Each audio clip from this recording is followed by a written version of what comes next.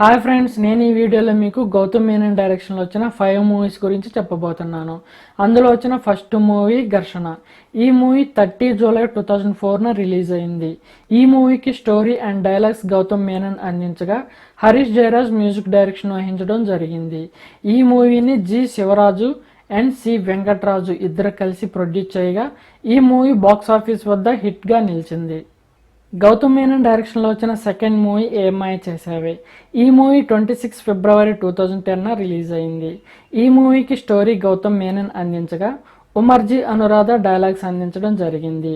ఈ మూవీకి AR Rahman music అందించగా మంజులా ఘట్టంనేని అండ్ సంజయ్ స్వరూప్ ఇద్దరు ఈ మూవీని 12 crore బడ్జెట్తో నిర్మించగా ఈ మూవీ బాక్స్ ఆఫీస్ వద్ద 40 crore కలెక్షన్ సాధించి హిట్గా నిలిచింది. గౌతమ్ మీనన్ డైరెక్షన్లో వచ్చిన థర్డ్ మూవీ ఎటో వెళ్ళిపోయింది మనసు. ఈ మూవీ 14 డిసెంబర్ 2012న రిలీజ్ అయింది.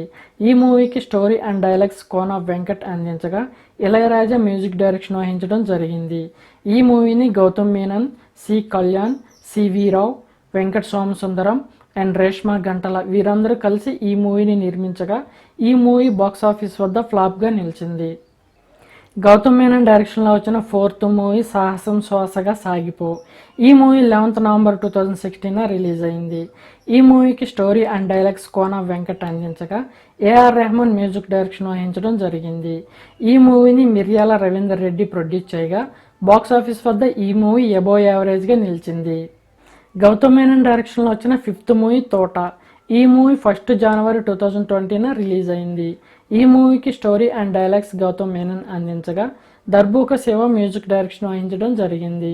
ఈ మూవీని Gautham Menon, Venkat Somasundaram, Reshma, K Ganesh and P Madan వీరందరూ కలిసి ఈ మూవీని ప్రొడ్యూస్ చేయగా ఈ మూవీ బాక్స్ ఆఫీస్ వద్ద ఫ్లాప్గా నిలిచింది.